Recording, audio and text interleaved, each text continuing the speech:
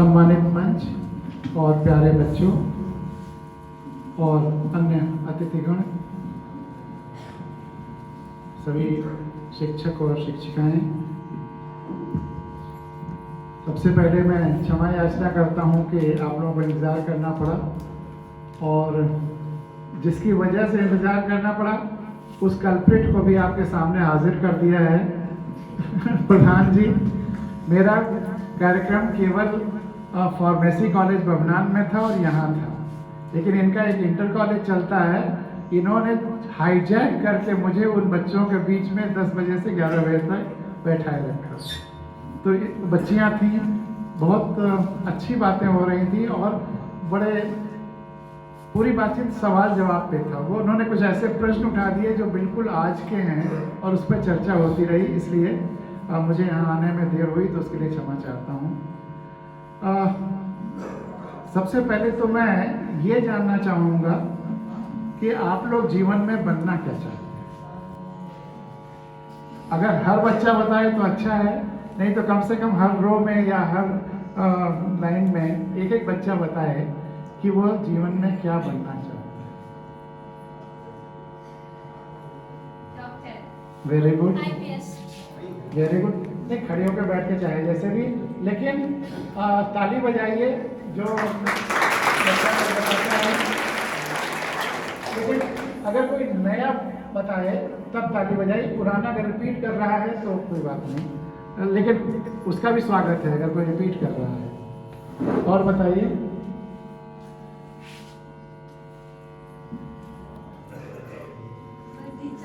Teacher, very good. और बताइए। IPS, very good. और समाज के लिए एक अच्छे प्रेरणा स्रोत के रूप में बनना चाहते हैं। समाज के लिए अच्छी प्रेरणा स्रोत आपके लिए अभी तक कोई प्रेरणा स्रोत है जिससे हम बनना चाहते हैं? एक अच्छे शिक्षक बनना चाहते हैं। अच्छे शिक्षक बनना है। लेकिन आपको अब तक अपने लाइफ में सबसे बड़ा प्रेरणा स्रोत कौन मिला है, कौन है? सर, जैसे कि अभी तो जैसा आप उम्मीद करते हैं कि आप लोगों के लिए बने, तो आपके लिए कोई है अभी तक? वो जिंदा हो या नहीं हो, कोई भी चलेगा। जी, हमारी माता जी। Very good.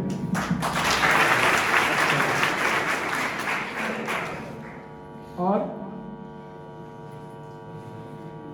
उस पीछे की तरफ से बच्चों में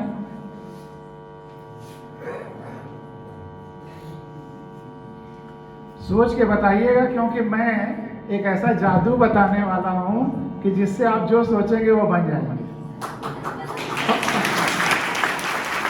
और अगर ना बने तो मेरे ऊपर मुकदमा कर दीजिएगा, मैं गारंटी लेता हूं। इसलिए बहुत सोच समझ करके बताइएगा। हाँ, आप भी बन जाएंगे, बिल्कुल निश्चित। लेकिन उसके जो जादू है वो अभी उस सूत्र भी बताऊंगा। और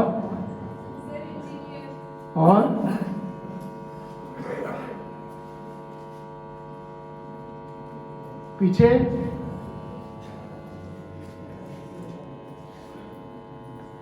बच्चे लोग, तुम लोग भी कुछ बोलो। हैं?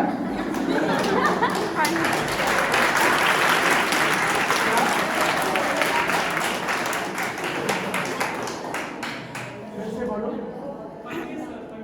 पंडित।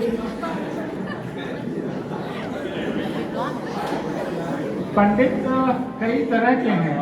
आप किस तरह के पंडित बनना चाहते हैं?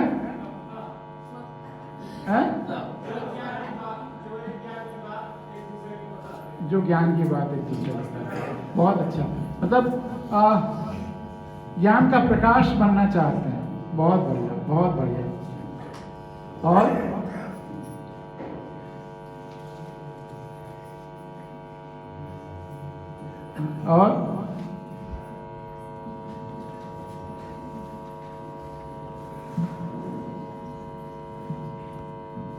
और आपके कोई प्रश्न जिस पर आप चाहें कि मैं चर्चा करूं?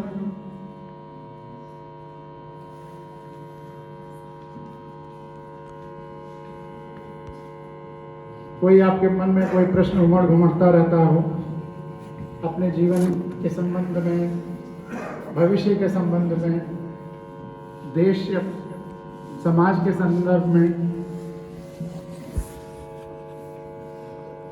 चलिए उस पर बाद में सोचिएगा। ये मेरा बातचीत अगर ख़त्म हो जाए उसके बाद भी कभी कोई प्रश्न हो तो आप मुझसे हमेशा कभी भी पूछ सकते हैं, वो स्वतंत्रता है। नंबर मेरा हर जगह उपलब्ध रहता है। तो एक किताब है तोतो चांद, पढ़ी है किसी ने? बहुत सारे बच्चे टीचर बनना चाहते हैं। किसी ने तोतो चांद किताब पढ़ी है? जापान की एक लड़की ने अपने गुरु के बारे में वो किताब लिखी है। हाई स्कूल इंटर में अब वो चैप्टर के रूप में भी आ गया था शायद हिंदी में, है? तो वो किसी ने पढ़ा है हाई स्कूल इंटर में? तोतो चांद एक टीचर की कहानी है जो उसके स्टूडेंट ने लिखी है, और वो टीचर कैसा है, सच्चा किस्सा है। दुनिया की सारी भाषाओं में उसकी जीवनी जो उस लड़की ने लिखी है वो है। वो समाज के सारे रिजेक्टेड बच्चों को पढ़ाता है,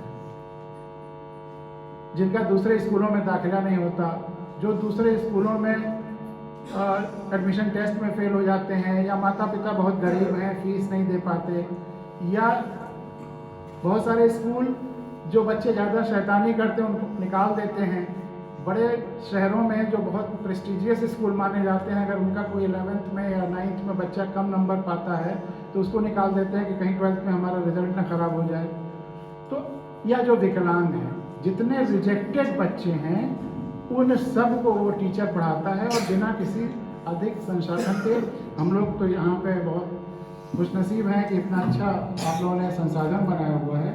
वो बिना संसाधन के पढ़ाता है, कभी ट्रेन की डिस्कार्डेड बोगी में, कभी पेड़ के नीचे।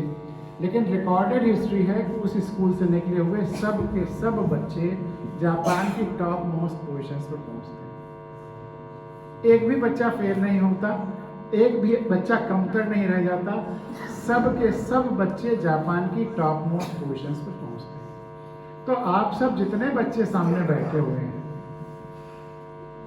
वह तो उन रिजेक्टेड बच्चों से कहीं आगे हैं। आप अगर उन सूत्रों को समझ लें जिससे आपके सपने सच होते हैं, तो आपके सपने सच होंगे ही होंगे, कोई उसमें दो राय नहीं। लेकिन उस तरह से आपको तपस्या या साधना या आनंद लेना होगा। जब आपको अच्छा काम करने में, आगे बढ़ने में सही तरीके से बढ़ने लगते हैं तो वो बोझ नहीं लगता, उसमें आनंद आने लगता है। आप 24 घंटे ब्लिस में रहने लगते हैं। आप सही रास्ते पर, सही जगह पर अपने सपने पूरा करने के लिए जब जाते हैं तो तपस्या सबसे लगता है कि बहुत तकलीफ होती होगी, लेकिन हर पल आनंद में रहता है। वह भाव आप वहाँ तक पहुँच सकते हैं। और वो उसकी जो वो किताब है, अगर आप उसको पढ़ें तो आप उसको महसूस करेंगे। वो जो विकलांग बच्चे हैं वह ऐसे से पढ़ाई के तरीके निकालता है कि उनको उसमें आनंद आता है, और उनको ये नहीं लगता कि हमको ज़बरदस्ती जिताया गया है। उनमें वही एक्सेल कर सकते हैं, ऐसे ऐसे गेम्स में ईजाद करता है। और आप में से हर बच्चा विलक्षण है, अद्वितीय है। ईश्वर ने वैसा दूसरा किसी को नहीं बनाया। तो आप में वो जो विलक्षणता है, अगर आप उसको खुद पहचान लें या व्यवस्था पहचान लें, व्यवस्था में शिक्षा व्यवस्था भी है, आपके पेरेंट्स भी हैं, आपके टीचर्स भी हैं, अगर वह आपकी उस विलक्षणता को पहचान लें या आप खुद अपनी उस विलक्षणता को पहचान लें और उसमें आगे बढ़ें, तो जैसे साइंस में फिनोमेना होता है रेजोनेंस का, वह अगर आपकी इंटरनल फ्रीक्वेंसी और आउटर फ्रीक्वेंसी एक हो गई, जो आपके अंदर शक्ति है और वही शक्ति की दिशा में आप आगे बढ़ रहे हैं, तो चमत्कार हो जाता है, रेजोनेंस हो जाता है।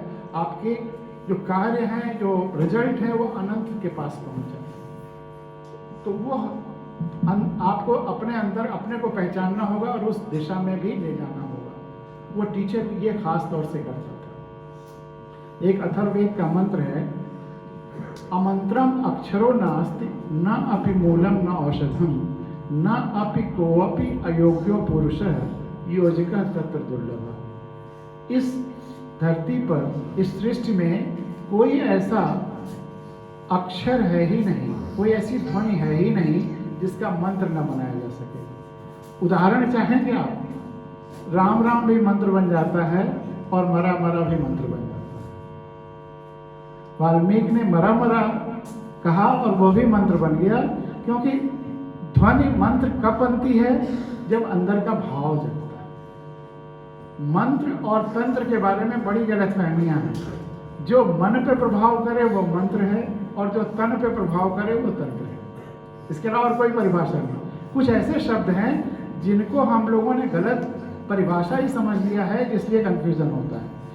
इसीलिए कोई भी मंत्र अगर आपके भाव पर असर नहीं करता है तो उसका कोई असर नहीं होता। आप दूसरों से, जैसे पंडित जी बन रहे हैं आप, तो आप ये जान लीजिए कि अगर आपको किसी का भला चाहते हैं कि उसका असर हो, तो उसकी जगह पे आप मंत्र पाठ इस तरह से मत कर दीजिए कि वो समझे ही नहीं, तब उसका असर नहीं होगा। वह जब या तो खुद उसका भाव समझ करके पढ़े, समझे, तभी उसका असर होगा। जैसे मरा मरा अगर भाव सबसे जुड़ाव का है, पूजा का है, प्रार्थना का है, तो मरा मरा भी निकल रहा है शब्द, तो भी वो राम राम का असर कर रहा है। तो अमंत्रम अक्षरो नास्ति, कोई ऐसी ध्वनि नहीं है जिसका कि मंत्र न बनाया जा सके। भाव अगर वही है, शुद्ध है, पवित्र है, सबके कल्याण के लिए है। न अपि मूलम न औषधम, कोई ऐसी वनस्पति नहीं है जिसमें औषधीय गुण न हो।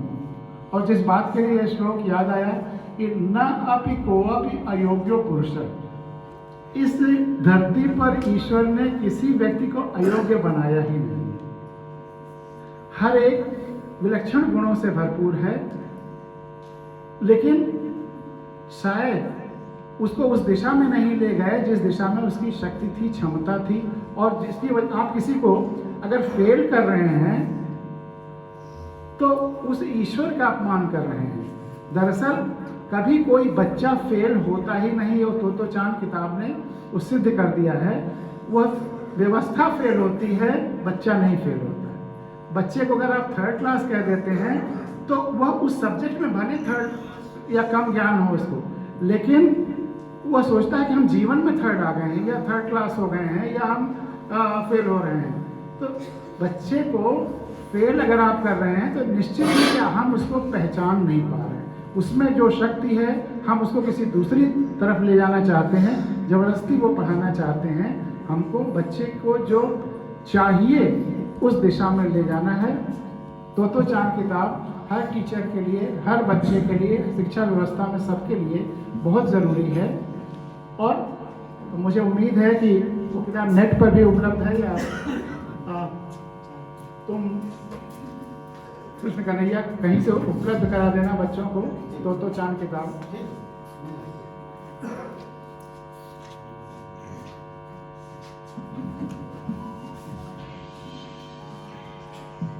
और जहाँ तक मेरा परिचय दिया गया, कहीं बोरा जोड़ा लेकर आम के पेड़ के नीचे पढ़ना शुरू किया गौरा में,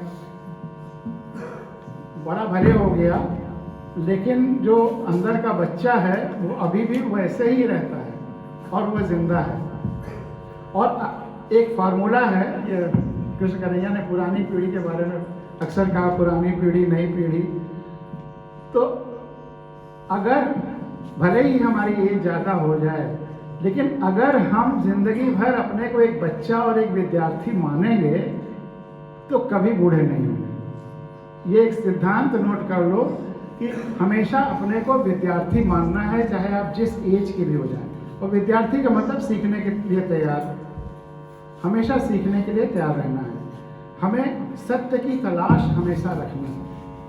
शिक्षा का उद्देश्य ही है असतो माँ सद्गमय और तमसो माँ ज्योतिर्गमय, यानी कि शिक्षा के लिए सत्य की खोज हमेशा करते रहना है, और दूसरा प्रकाश की तरफ जाना है, रोशनी की तरफ जाना है। रोशनी की तरफ जाने के लिए पहली शर्त क्या है? आंखें खुली हों। छोटी सी बात, अगर हमारी आंखें बंद हैं तो हम रोशनी की तरफ पहुंच गए, तब भी क्या हुआ? कुछ हासिल हुआ। और अगर हमारी आंखों पर पट्टी बंधी है और हम रोशनी में पहुंच गए तो पूरी यात्रा निरर्थक हो जाती है। चूंकि बच्चियां ज़्यादा हैं तो मैं एक कविता जरूर सुनाऊंगा। गांधारी। गांधारी आंखों पे पट्टी बांधने और आंखें बंद रखने के सिलसिले में बहुत बड़ा प्रतीक बन जाती है। गांधारी के बारे में आप सब जानते होंगे। गांधारी कौन थी? धृतराष्ट्र की पत्नी। उन्होंने आंखों पे पट्टी क्यों बांधी? उनके पति अंधे थे। उनके पति अंधे थे तो इसलिए आंख में पट्टी बांध दी। तो क्या उन्होंने ये उचित किया आंख में पट्टी बांधने?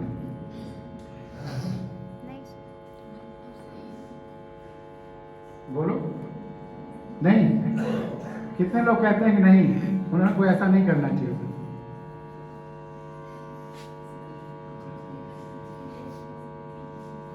तुम उनकी परिस्थिति में होती तो क्या करते?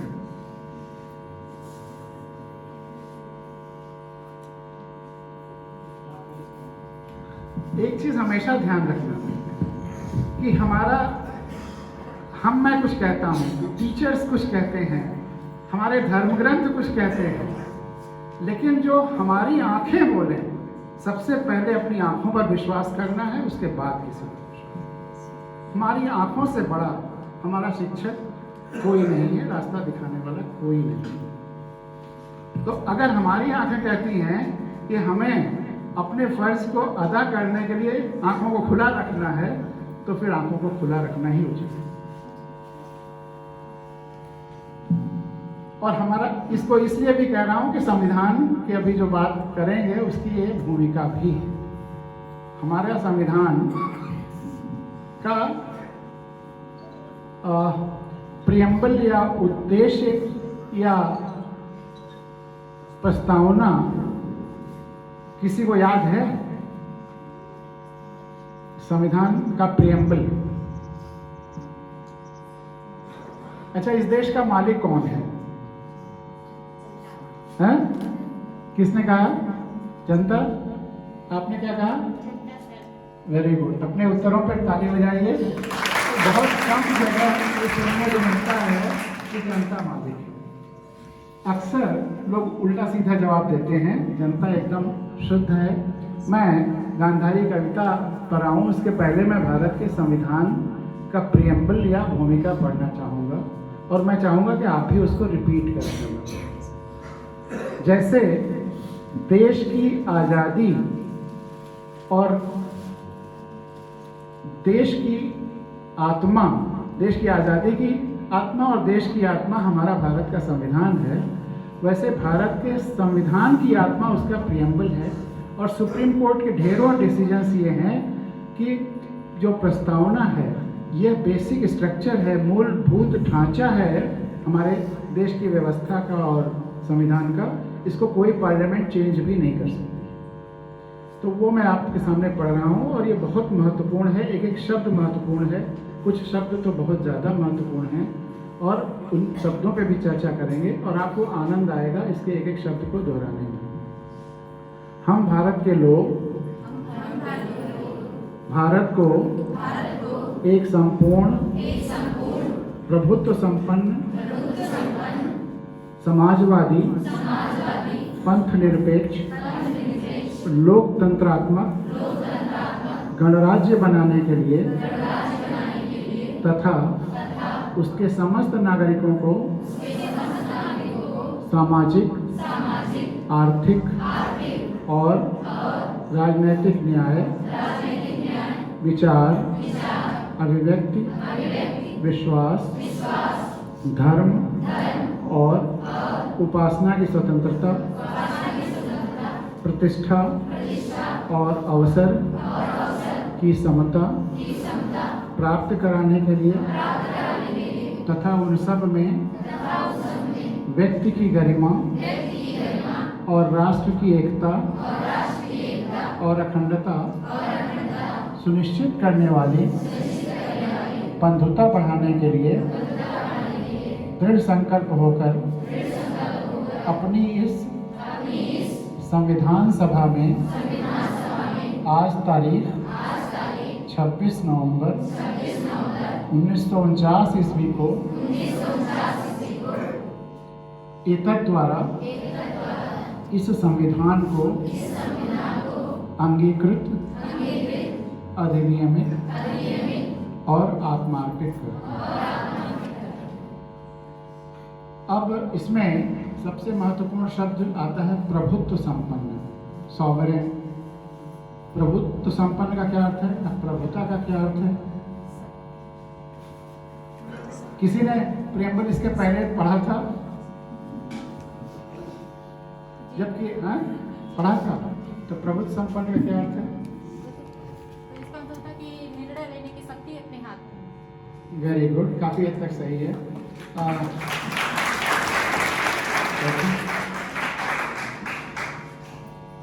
बहुत अच्छा जवाब दिया आप लोगों ने, ताली बजाए, ये और अच्छा किया, क्योंकि सही कोई बोले तो ताली जरूर बजनी चाहिए। प्रभुत्व संपन्न मतलब अपना निर्णय खुद लेना, कोई भी बाहरी, न देश का, न व्यक्ति का, न समूह का हमारे देश की व्यवस्था चलाने में कोई दबाव या प्रभाव या निर्णय लेने की क्षमता नहीं है। और साथ ही हमारे देश के अंदर के भी किसी समूह या किसी एक व्यक्ति या किसी एक प्रदेश या किसी का कोई दबाव या प्रभाव नहीं है। तो फिर किसका है? यह आगे संविधान की एक भूमिका में ही आता है। प्रभुत्व संपन्न, लोकतंत्रात्मक। लोकतंत्रात्मक का क्या अर्थ हुआ? लोक का क्या अर्थ है?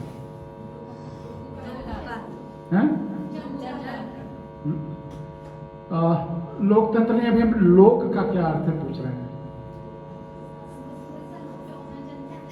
जनता, काफी हद तक सही है, लेकिन थोड़ा सा उसमें और सोचने की गहराई से जरूरत है कि लोक का क्या मतलब। लोकगीत, लोक कथा, लोक का क्या अर्थ है? लोक जो है बहुत प्यारा शब्द है, ये सब लोग पर लोग जो अपनी आंखें देखते हैं हम उसकी बात कर रहे हैं, जो आंखें नहीं देखते हैं हम उसमें बात ही नहीं कर रहे। बुद्ध ने कहा था अपदीपो भाव। समाज है, हमारा समाज है, हम लोग हैं।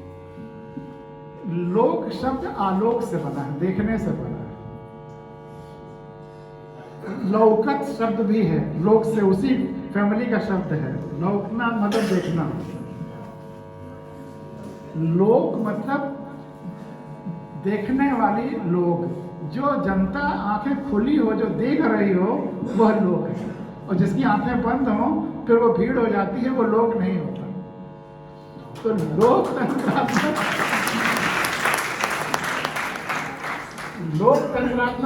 मतलब खुली हुई आंखों वाली जनता का समूह।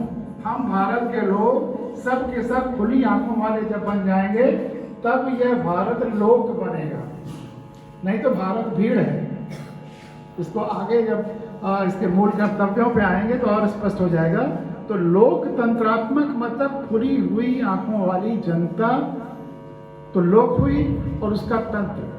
तंत्र मतलब वह व्यवस्था जो खुली हुई आंखों वाली जनता द्वारा बनाया जा रहा है, वहां से उभर रहा है।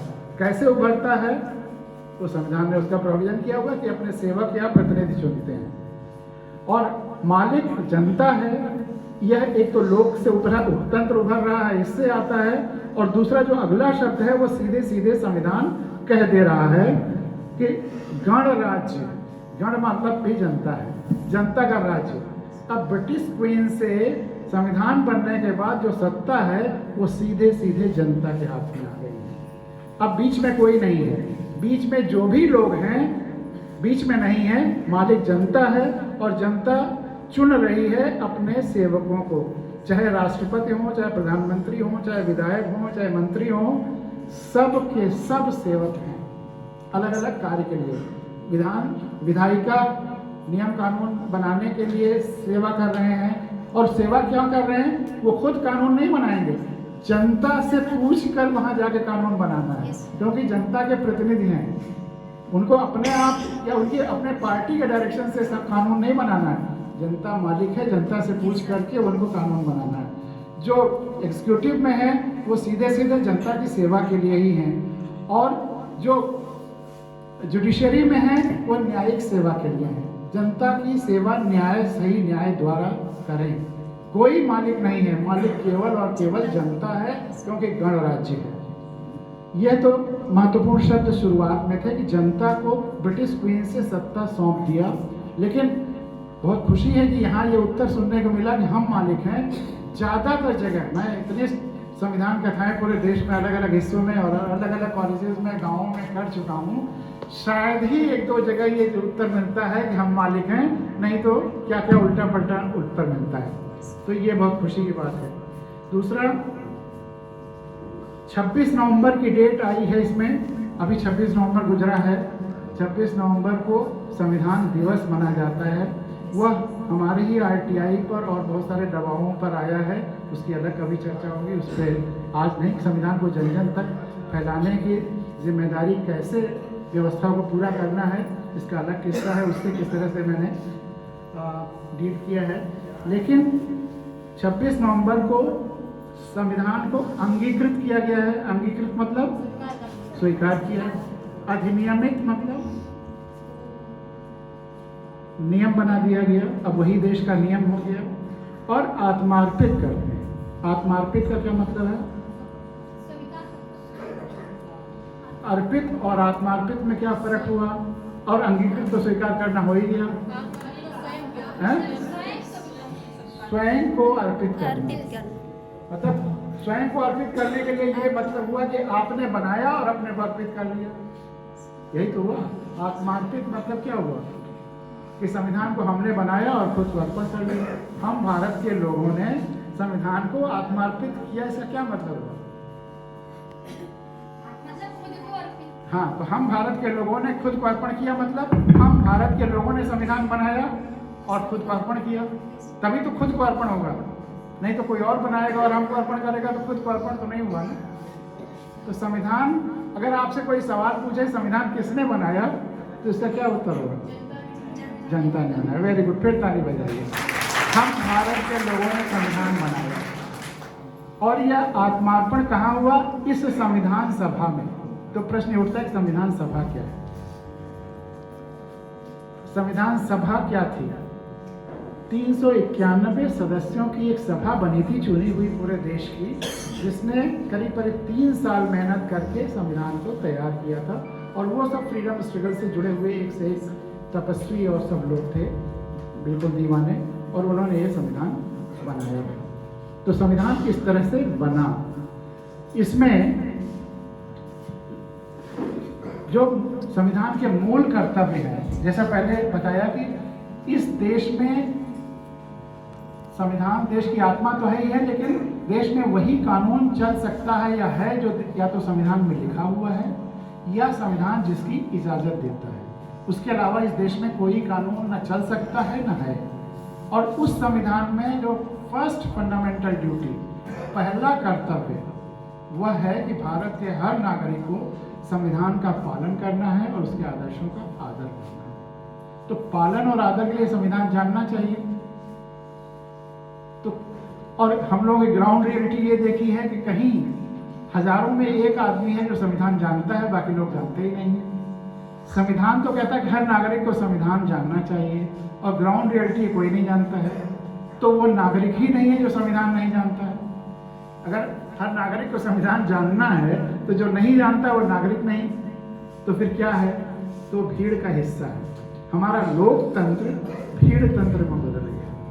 इस भीड़ तंत्र को लोकतंत्र में बनाने के लिए, और संविधान की जो पहली शर्त है, संविधान हर व्यक्ति तक पहुंचे, उसके लिए अब किसको तपस्या करनी पड़ेगी? जैसे भगीरथ ने तपस्या की, गंगा का अवतरण हुआ, लेकिन गंगा पहले शंकर की जटाओं में गई, भगीरथ ने दोबारा तपस्या किया और गंगा जन जन के कल्याण के लिए बही। वैसे ही 7 लाख लोगों से ज़्यादा लोगों की कुर्बानी, चाहे वो फांसी के फंदे पे झूले, चाहे वो गोलियां खाई 1857 से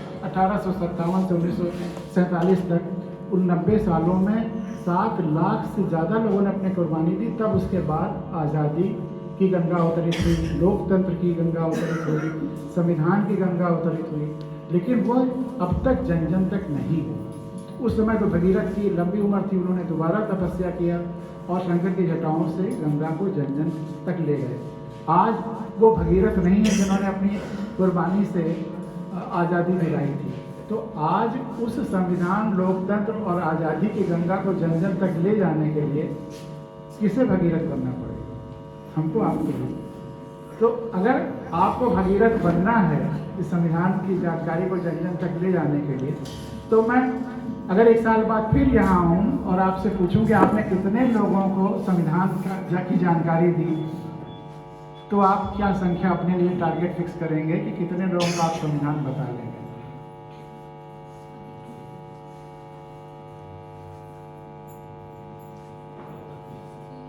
और संविधान जानने के बड़े चमत्कारिक परिणाम होते हैं। जैसे मैंने कहा ना कि मेरे पास वो जादू है कि आपने जो जो सोचा है सब हो जाएंगे, वैसे ही संविधान जानने से जितना आप सोच सकते हैं उससे ज़्यादा चमत्कारिक परिणाम आते हैं जानकारी हो जाने के।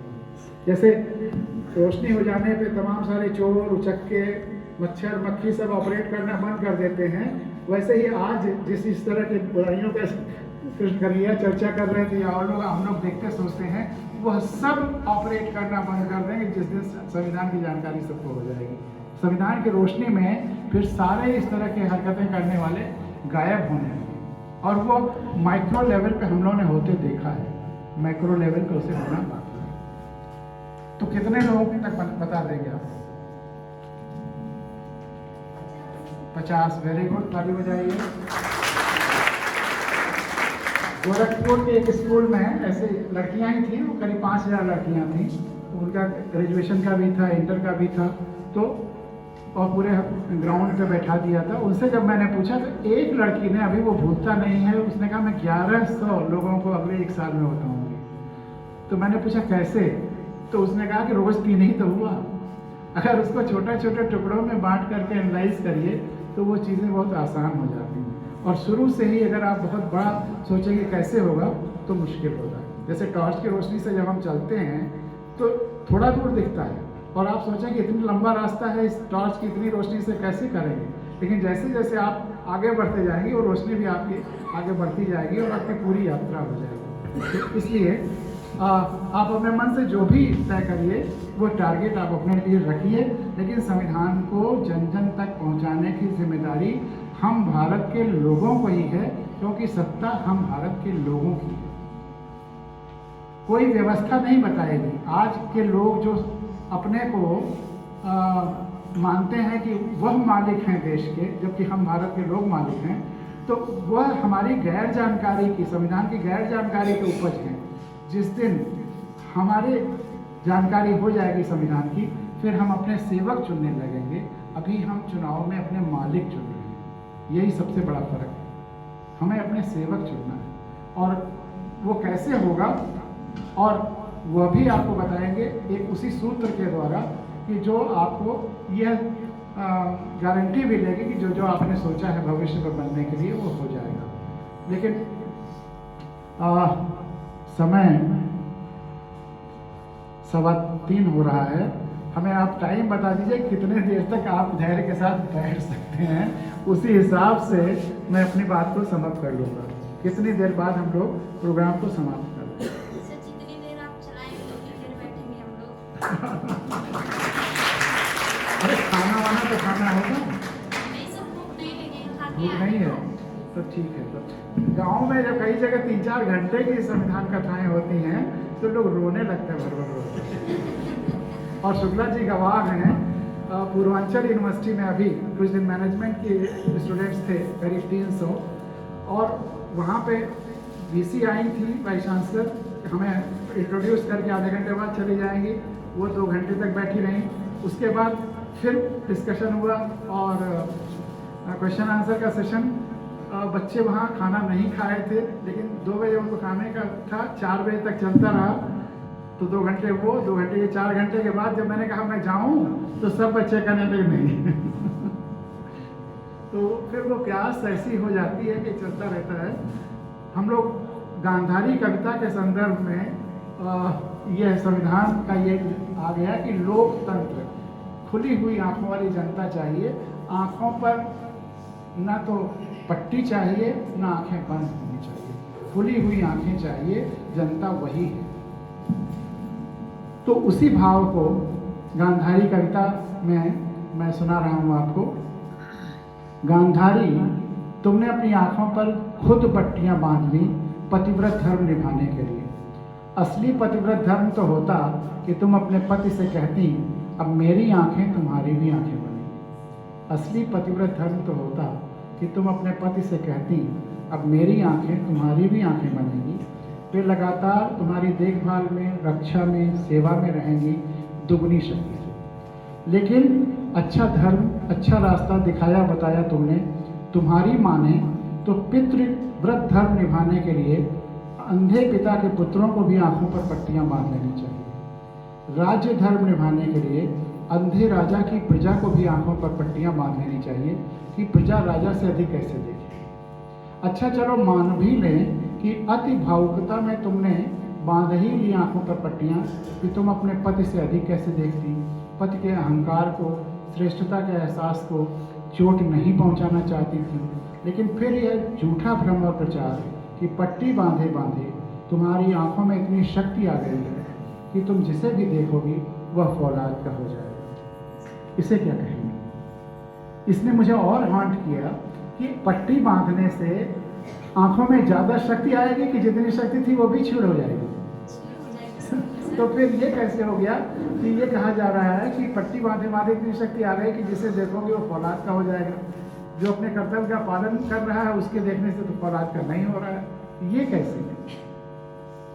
कोई कुछ भी कहता है, जमाना कुछ भी कहता है, एक माँ होकर भी, क्योंकि माँ सारे अवतारों से भी बड़ी है, सारे अवतारों से भी बड़ी है माँ। तो कोई कुछ भी कहता, और बड़ा अच्छा है, किसी बच्ची ने कहा था मेरी माँ सबसे बड़ी प्रेरणा है अभी। तो कोई कुछ भी कहता, कृष्ण कुछ भी कहते, एक माँ होकर भी तुम्हें यह कैसे विश्वास हो गया कि तुम्हारी माँ आंखों में उस माँ की विह्वल आंखों से अधिक शक्ति आ गई जो लगातार अपने बच्चे को स्नेहिल भोली आंखों से देखती रहती है, निरखती रहती है, दुलारती रहती है, देखभाल करती रहती है और अपने कर्तव्यों का पालन करती रहती है।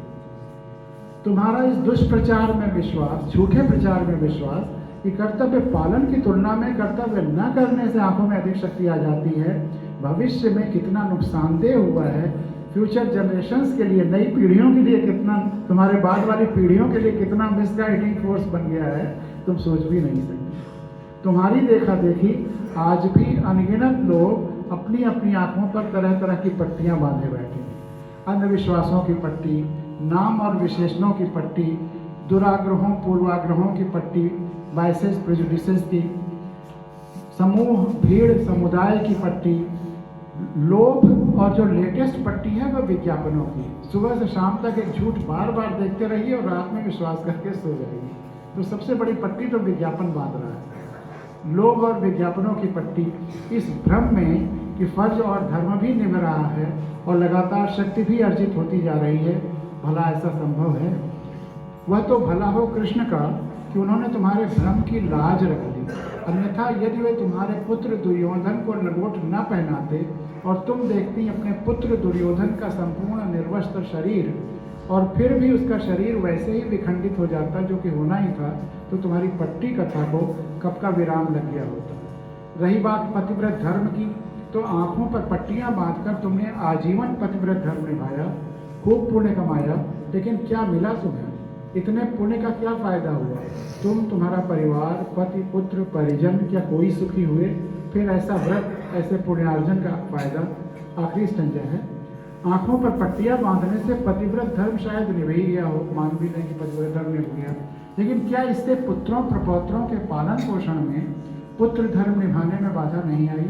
राजधर्म निभाने में बाधा नहीं आई? प्रकृति धर्म निभाने में बाधा नहीं आई? क्या पुत्र धर्म, राजधर्म, प्रकृति धर्म पतिव्रत धर्म का हिस्सा नहीं है? क्या धर्म को टुकड़ों टुकड़ों में बांटा जा सकता है? काश तुम विराट अविभाज्य धर्म का मर्म समझ पाती। वैसे सारा धर्म निभाने का जिम्मा क्या तुम्हारा ही था? क्या धृतराष्ट्र का कोई धर्म नहीं था? धृतराष्ट्र को भी तो पत्नी व्रत धर्म निभाने के लिए, पुत्र धर्म, राजधर्म, प्रकृति धर्म निभाने के लिए आदेश देना चाहिए था तुम्हें कि तुम अपने आंखों की पट्टियां खोल दो, कि तुम अपने आंखों की पट्टियां खोल दो। तो कभी भी अपनी आंखों को बंद नहीं रखना है और अपने आंखों पर किसी तरह की कोई पट्टी नहीं बांधना है। कभी भी किसी तरह की कोई पट्टी नहीं बांधना है। और हमेशा, मैं तो हमेशा कहता हूँ कि हमें ध्यान भी करना है तो खुली आंखों से करना है। संभव हो तो सोइए भी तो खुली आंखों से सोइए। अपनी आंखें सबसे महत्वपूर्ण है, अपनी दृष्टि सबसे महत्वपूर्ण है। बुद्ध भी कहते थे अपदीपो भव, अपने मार्ग के दीप भी खुद बनो और अपनी आंखें हमेशा खुली रखो। तो इसलिए, और संविधान में हम लोग अभी चर्चा कर रहे थे, पहला मूल कर्तव्य कि हर नागरिक को संविधान का पालन करना और उसका आदर्शों का आदर करना है। उसके जो बाद के मूल कर्तव्य हैं वो भी उतने ही महत्वपूर्ण हैं और जीवन की उससे अच्छी शैली और सफलता की भी उससे अच्छी शैली शायद ही कहीं आपको मिलेगी। जो मूल कर्तव्य हैं वो आपके सामने रखते हैं, मूल अधिकार आपने कई जगह पढ़े होंगे। और दूसरा एक संविधान का बहुत महत्वपूर्ण हिस्सा है नीति निर्देशक तत्व, उस पर भी चर्चा करेंगे क्योंकि वो बहुत महत्वपूर्ण है और हर नागरिक को जानना चाहिए नीति निर्देशक तत्व। क्यों जानना चाहिए ये उस समय बताएंगे जब उस पर चर्चा करेंगे। लेकिन नीति निर्देशक तत्वों का नाम आपने सुना है, directive principles of state policy. क्या है नीति निर्देशक तत्व? क्या है संविधान में? Directive principles of state policy. जैसे मूल कर्तव्य नागरिकों का क्या है, ये तो फंडामेंटल ड्यूटीज में आ गया। लेकिन सरकारों के क्या मूल कर्तव्य हैं, ये भी संविधान में लिखा है कि सरकारों को क्या क्या करना होगा। और जो सरकारों के मूल कर्तव्य हैं वह directive principles of state policy में लिखे हुए। तो मूल कर्तव्य दो तरह के हैं, एक तो व्यक्तियों के हैं और फिर व्यक्तियों ने जो चुनी हुई सरकार, उस सरकार को किस दायरे में काम करना है वो भी लिखा हुआ है, वो उससे भटक नहीं सकता। तो इसलिए जब तक लोग जानेंगे नहीं सरकारों को कैसे काम करना है, तब तक सरकार अगर गलत काम करेगी तो उसे हटाएंगे कैसे। बल्कि जनता को तो शपथ देकर उन्हीं को वोट देना चाहिए जो कहें कि हम नीति निर्देशक तत्वों के अनुसार ही व्यवस्था चलाएंगे। जो उसके इतर व्यवस्था चलाते हैं उनको चुनना ही नहीं है। यह संविधान अपेक्षा करता है। जिस दिन संविधान पास हो रहा था उस दिन संविधान सभा के अध्यक्ष, अच्छा संविधान सभा के अध्यक्ष कौन थे? Very good, very good. उन्होंने क्या कहा था वो भी मैं पढ़ूंगा, छोटा सा उनका स्टेटमेंट है। और संविधान में मसौदा कमेटी, ड्राफ्टिंग कमेटी का चेयरपर्सन कौन थे? मसौदा कमेटी, ड्राफ्टिंग। संविधान का एक तो संविधान सभा थी मुख्य, उसके राजेंद्र प्रसाद थे अध्यक्ष। अब किसका? प्रारूप समिति या ड्राफ्टिंग कमेटी के अम्बेडकर जी थे। तो दोनों के स्टेटमेंट बहुत महत्वपूर्ण हैं, वो भी जानना जरूरी है, वो भी आपके सामने रखेंगे। कोशिश करेंगे 40 मिनट आधे घंटे में अपनी बात आज की ख़त्म कर दें, फिर आते ही रहेंगे। जब भी अब गाँव आएंगे और आप लोग का ये खुला रहेगा विद्यालय, तो थोड़ी देर के लिए आप घर के यहाँ पर चर्चा पर चर्चा, और आपके सपनों को कैसे पूरा किया जाए, आपको क्या साधना करनी है, वो ज़रूर डिस्कस करते रहेंगे, उसकी प्रोग्रेस भी देखते रहेंगे। तो दूसरा जो फंडामेंटल ड्यूटीज़ है वो है स्वतंत्रता के हमारे राष्ट्रीय आंदोलन को प्रेरित करने वाले उच्च आदर्शों को हृदय में संजोए रखे और उसका पालन करें। स्वतंत्रता आंदोलन की वो त्याग की भावना, वो उच्च आदर्श अपने अंदर आत्मसात करता है। भारत की प्रभुता, एकता और अखंडता की रक्षा करे और उसे अक्षुण्ण रखे। देश की रक्षा करे और आह्वान किया जाने पर राष्ट्र की सेवा करे। और केवल सेना में जो है वही राष्ट्र की सेवा नहीं कर रहा, आप जहाँ भी हैं अगर सही तरीके से काम कर रहे हैं तो राष्ट्र की सेवा ही कर रहे हैं। भारत के सभी लोगों में समरसता और समान भ्रातृत्व की भावना का निर्माण करें, जो धर्म, भाषा और प्रदेश पर या वर्ण पर आधारित सभी भेदभाव से परे हो। आजकल मीडिया इसको नहीं कर पा रही है, समान भ्रातृत्व की भावना को, उसमें तमाम उल्टे सीधे तमाम सब आ रहे हैं। जबकि संविधान कहता है कि भारत के सभी लोगों में समरसता और समान भ्रातृत्व की भावना का निर्माण करें, जो धर्म, भाषा और प्रदेश या वर्ण पर आधारित सभी भेदभाव से परे हो, ऐसी प्रथाओं का त्याग करे जो स्त्रियों के सम्मान के विरुद्ध है। ये संविधान में लिखा हुआ फंडामेंटल ड्यूटीज में। हमारी सामाजिक संस्कृति की गौरवशाली परंपरा का महत्व समझे। सामाजिक मतलब मिलीजुली, वसुधैव कुटुंबकम की, सर्वे भवन्तु सुखिनः की, प्राकृतिक पर्यावरण की, जिसके अंतर्गत वन, झील, नदी और वन्य जीव हैं, रक्षा करे और उनका संवर्धन करे तथा प्राणी मात्र के प्रति दया भाव रखे। इतना विस्तृत फलक पर सोच करके लिखा गया है। और ये देखिए कि संविधान में लिखा वो वैज्ञानिक दृष्टिकोण, मानववाद और ज्ञानार्जन तथा सुधार की भावना का विकास करे। वैज्ञानिक दृष्टिकोण क्या है? कोई बच्चा बताए कि वैज्ञानिक दृष्टिकोण क्या है? वैज्ञानिक होना और वैज्ञानिक दृष्टिकोण होना अलग बात है। विज्ञान पढ़ना और वैज्ञानिक दृष्टिकोण रखना अलग अलग बात है। तो वैज्ञानिक दृष्टिकोण क्या है? हाँ? तो वही विज्ञान क्या है?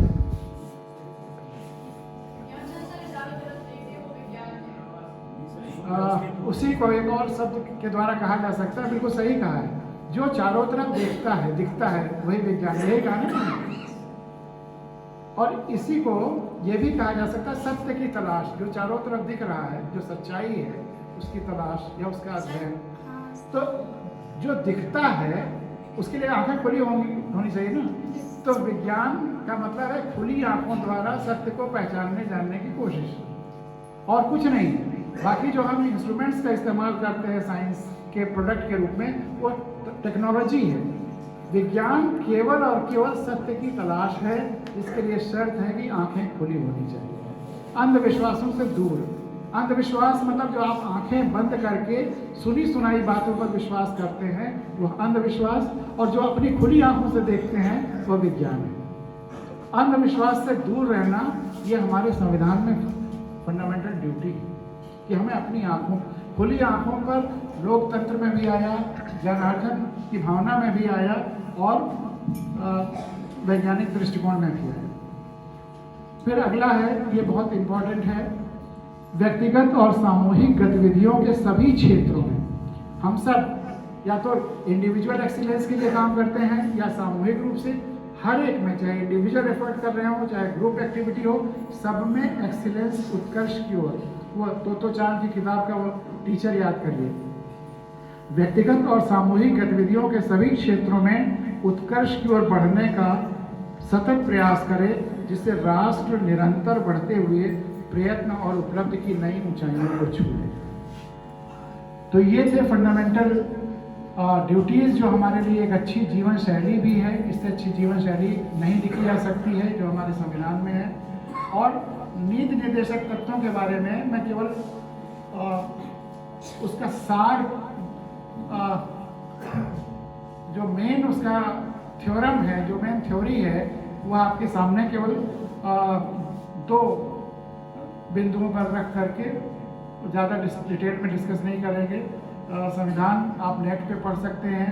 मेरी जो सरल शब्दों में किताब है PDF पे भेज दूंगा, संविधान कथा की, वो आप पढ़ सकते हैं। या इस किताब 2, 3, 4, 5 यहाँ छोड़ देंगे, आप लोग बारी बारी से लेकर के पढ़ सकते हैं। पढ़ना हर एक व्यक्ति को संविधान जानना है, तभी आप औरों को बताएंगे और आप सशक्त होंगे। अन्यथा आप अपने को मालिक नहीं समझ पाएंगे। अगर मालिक समझना है तो फिर वो जिम्मेदारी तभी आएगी जब आप अपने पूरे शक्ति को जान जाएंगे। तो नीति निर्देशक तो आपको यह शक्ति देता है कि आप पहचानें कि कौन सरकार ठीक काम कर रही है और कौन उससे इतर जा रही है, तो उसको हटाना है। जैसे संविधान के नीति निर्देशक तत्वों में है कि ऐसी सरकार होनी चाहिए जो कंसंट्रेशन ऑफ वेल्थ किसी कुछ हाथों में ना होने दे। आज ये दुर्भाग्य है कि जब आज़ादी मिली थी तब 40-50% लोगों के हाथ में ऊपर के 60-70% प्रॉपर्टी थी। आज 1% लोगों के हाथ में 70 से ज़्यादा % लोगों के ये प्रॉपर्टीज आ गई हैं। इतना कंसंट्रेशन ऑफ वेल्थ हुआ है। नीति निर्देशक तत्वों का खुला उल्लंघन हुआ है और जनता ने कभी ये नहीं देखा कि हम उनको वोट दे रहे हैं जो वोट से चुनने के बाद केवल और केवल धन उगाहते जा रहे हैं, करोड़ों अरबों खर्च करके चुनाव जीतते हैं, फिर अरबों खरबों कमाते हैं। कंसंट्रेशन ऑफ वेल्थ बढ़ता जा रहा है और जनता की हालत बुरी होती जा रही है। शिक्षा का ये स्तर है और जो सारी चीज़ें आप लोगों ने भी देखते ही हैं, कृष्ण कन्हैया वर्मा ने भी उसकी तरफ इशारा किया था।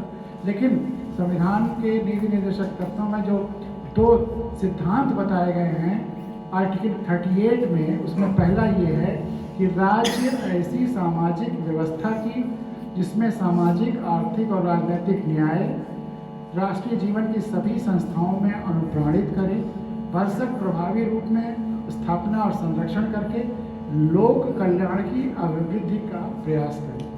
तो सरकारों को लोक कल्याण की अभिवृद्धि करना है। और दूसरा, राज्य विशिष्टतया आय की असमानताओं को कम करने का प्रयास करे और न केवल व्यक्तियों के बीच बल्कि विभिन्न क्षेत्रों में रहने वाले और विभिन्न व्यवसायों के लगे हुए लोगों के समूहों के बीच भी प्रतिष्ठा, सुविधाओं और अवसरों की असमानता लगातार दूर करने का प्रयत्न करें। कोई बहुत अमीर हो जाए, कोई बहुत गरीब हो जाए कि उसको खाने और दवा और शिक्षा की उसके बच्चों की व्यवस्था ही ना हो, इस असमानता को ख़त्म करना है। और ये केवल व्यक्तियों के बीच ही नहीं, कुछ जगह बहुत अमीर हो जाएं और कुछ जगह बहुत गरीब हो जाएं। बम्बई बहुत अमीर हो जाए और हमारा गांव वैसे पिछड़ा पड़ा रह जाए। तो क्षेत्रों की असमानता भी दूर करना है, व्यवसायों की भी असमानता दूर करना है, व्यक्तियों की भी असमानता दूर करना है, समूहों की भी असमानता दूर करना है। जितना कुछ सोचा जा सकता था देश के कल्याण के लिए, वह सब नीति निर्देशक तत्वों में लिखा हुआ है। विस्तृत रूप से आप पढ़ेंगे तो उसको देखेंगे। अब लोग कहते हैं कि इतना खराब हो गया है अपना समाज कि अब इसमें सुधरने की कोई गुंजाइश नहीं है। क्या आप इससे सहमत हैं? अक्सर कहते हैं लोग, अब तो कलयुग आ गया है वगैरह वगैरह। क्या आप इससे सहमत हैं? तो क्या आपका क्या विचार है? Very good. इस पे ताली तो बजाओगे। कोई कह रहा है कि हमारा समाज सुधर सकता है। क्या क्या होना चाहिए कि समाज सुधर जाए?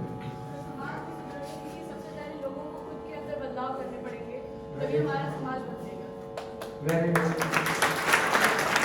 तो खुद बदलाव कैसे आएगा? सर, खुद की सोच को चेंज करना होगा। पहले उनको सत्य पे चलना होगा, उनको हर जगह सच्चाई देखनी होगी, हमेशा उसका साथ देना होगा। बहुत बढ़िया।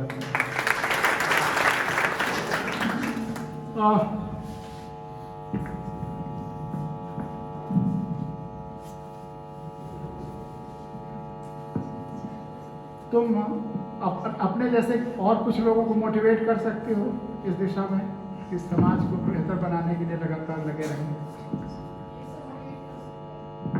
और अब तुम्हें मोटिवेशन कहाँ से मिल रहा है? सर, मेरी फैमिली है और ये स्कूल और मेरी मम्मी। Very good.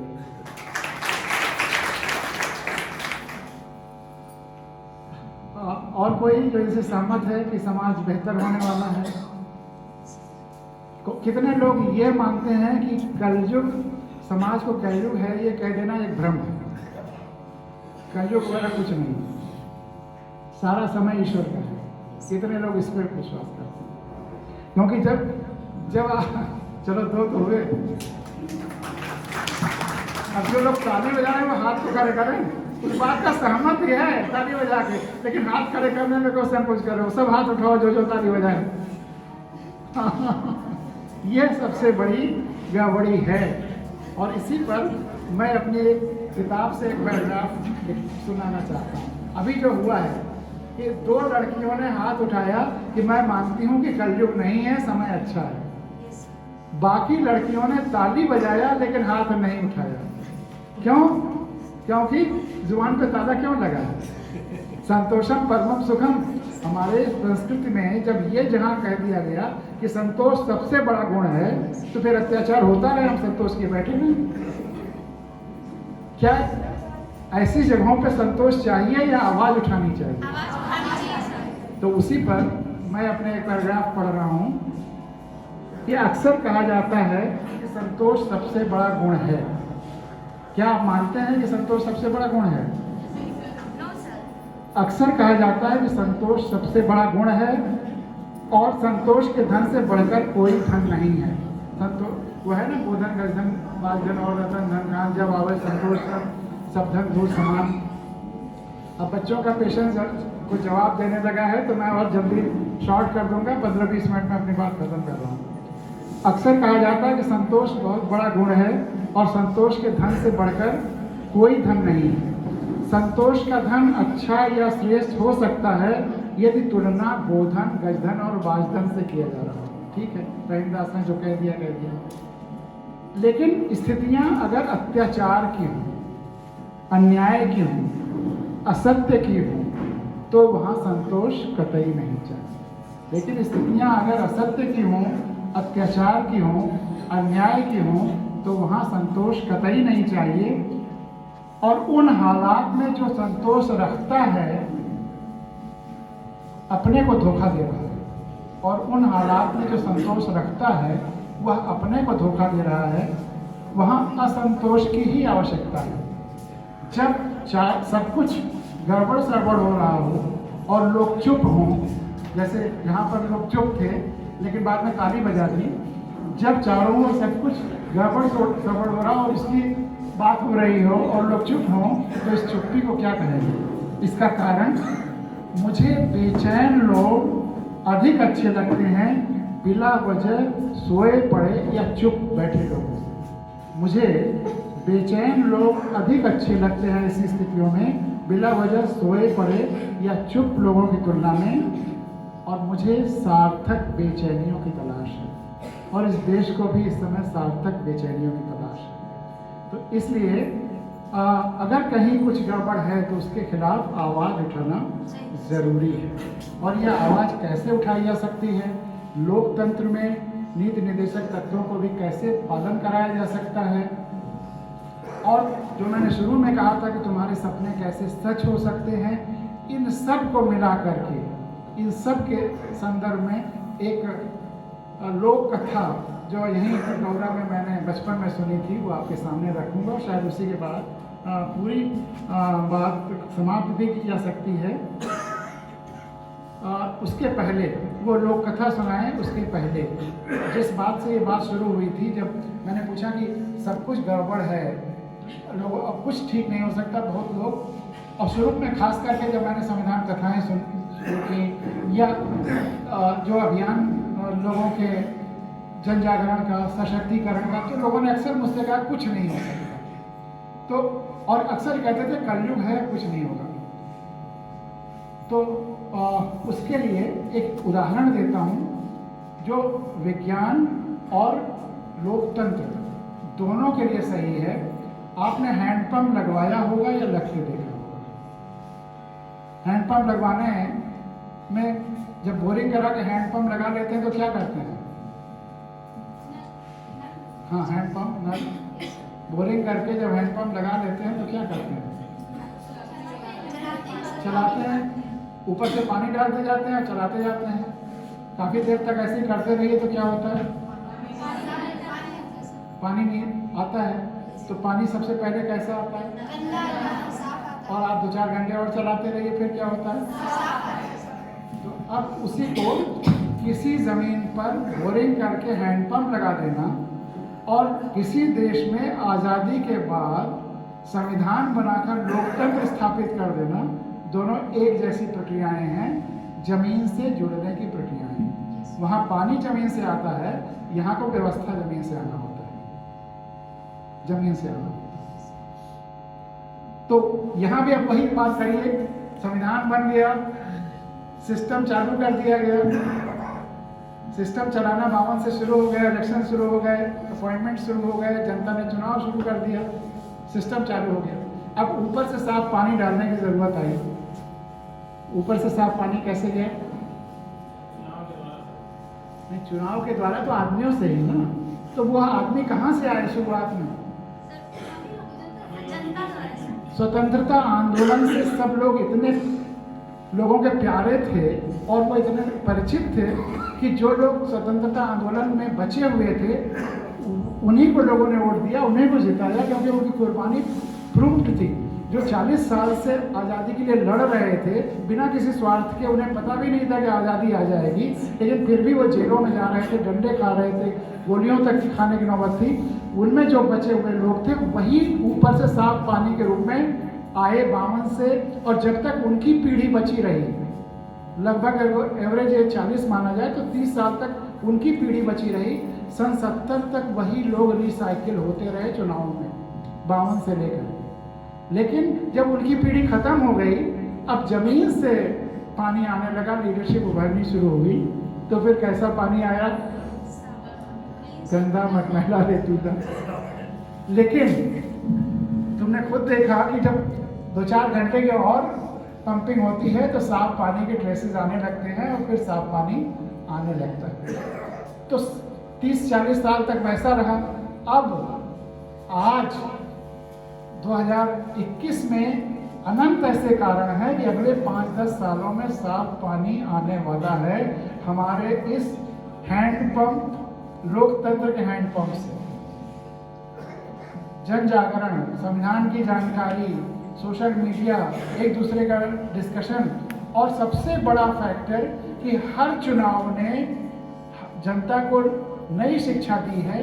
हर बार लोग ठगे गए हैं गलत मुद्दों पर वोट दे करके, लेकिन फिर जब देखा कि वो भले ही गलत मुद्दों के आधार पर चुन लिए गए, लेकिन जीतने के बाद भी जब मौका था उन्होंने अच्छा काम नहीं किया, तो लोगों के मन में अब उन सब मुद्दों और उन सब लोगों के प्रति भी अरुचि पैदा हो गई है, और हर चुनाव में लोग नए की तलाश भी करने लगे हैं। ये प्रक्रिया और तेज होनी है। अगले 5, 10, 15 साल में हमारे लोकतंत्र से शुद्ध पानी आएगा, और हमारे इंडिया के लोकतंत्र में नहीं, दुनिया की सारी लोकतंत्रों को और शुद्ध होना है, पर्जिंग होनी है। और एक मेरा बहुत छोटी सी कविता है जो हमारे अनुभव के आधार पर ही है कि गंदा मटमैला पानी, अपने घर के आसपास तुमने पाइप में या नालियों में पानी बहते देखा होगा, उनको फट जाते देखा होगा। उस अनुभव को याद करके और इस बात को गहराई से समझने की कोशिश करो कि गंदा मटमैला पानी बह बहकर खुद ही रोकता जाता है अपने बहने के सभी रास्ते, छेद और स्थान। गंदा मटमैला पानी बह बहकर खुद ही रोकता जाता है अपने बहने के सभी रास्ते, छेद और स्थान। साफ पानी रास्ता बनाता है। तो ये जो गंदे मटमैले पानी आए, इन्होंने अपने भविष्य में आने के रास्ते भी खुद ही बंद कर दिए हैं। अब समय साफ पानी का है। इसी के साथ बस आखिरी ये मैंने कहा कि लोक कथा सुना करके जो 3 अलग अलग धाराओं में जो चर्चा हुई थी, उसका सबका हल वही है, वो आपके सामने रखते हैं, और उसी के साथ बात आज की खत्म होती है। लोक कथा बस ये अपने गांव में सुनी अवधी भाषा में, लेकिन मुझे आश्चर्य हुआ कि बड़े होने पर जब पूरी दुनिया की लोक कथाएँ पढ़नी शुरू की, तो यही लोक कथा मुझे रूसी भाषा में मिलती है, अरबी भाषा में मिलती है, दक्षिण भारत की भाषाओं में मिलती है, आदिवासी क्षेत्रों की भाषाओं में मिलती है। तो एक लोक कथा जो